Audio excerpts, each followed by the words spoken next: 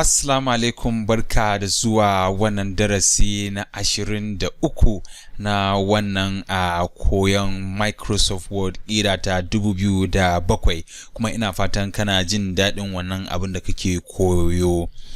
To a darasin da ya gabata mun yi magana ne akan gyara kuskure daga malami ko kuma in ce edita. To yanzu ya rage min ni wanda na wallafa littafin in dubi abinda malamin na ya rubuta.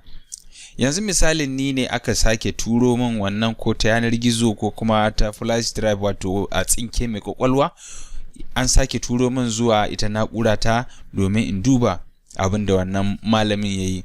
Saboda haka zan duba in ga wanne gyare-gyare aka yi, na amince da su ko kuma ban amince da su ba, kuma ya zan yi in ci gaba da wato manufa, kuma ya za a yi in ci gaba da aikin.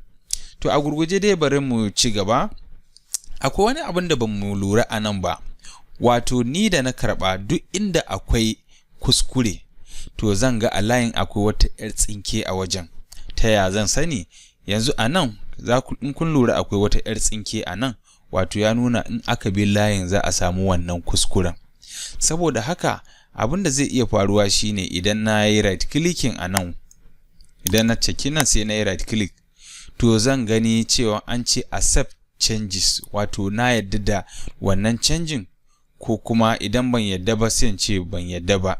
To da shike ni naga tunda malami na ne kuma na tura mar, kuma ni ma naga ni ne da kuskuren kuma na amince, sai in ce accept changes, wato zai goge wanda dama aka ja mata jan biro ne, amma domin kuma mu cire wannan ja din ya zamanto an amince da ita, to kamar yadda yake a nan a zaɓe sai mu ce accept.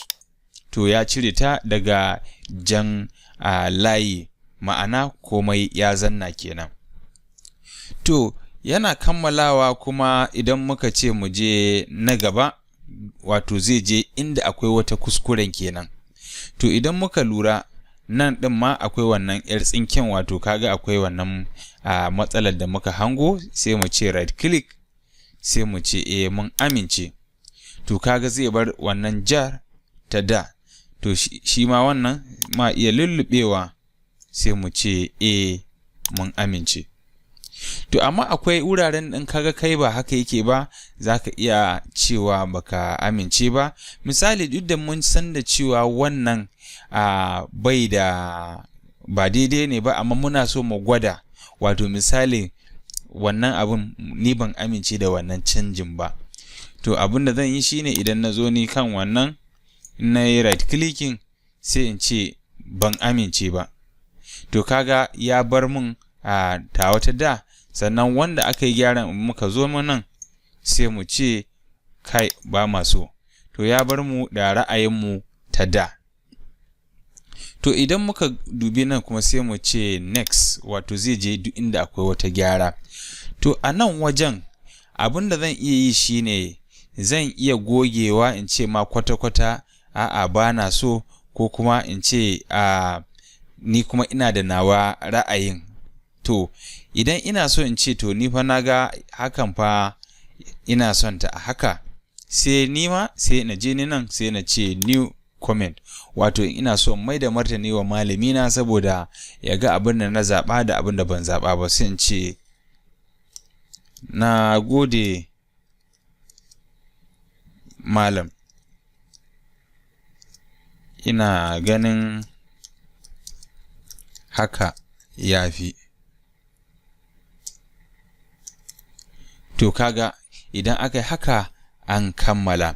Sannan kada mu manta, in akwai gyaraki da yawa wanda ka yarda da duk koma wake maka wannan abin, idan ka zo ka accept, in ka danna, to zai nuna maka a gyara wannan sai mu je na gaba ne, ko kuwa in yarda da duk gyare-gyaren da aka yi.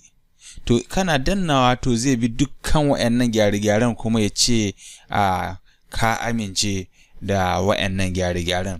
To To, ina fatan ɗalibi ka fahimci wani abu wanda ka iya taimakonka a nan gaba wajen aiki da wannan kunshin na'urar da ake kiranta Microsoft Word.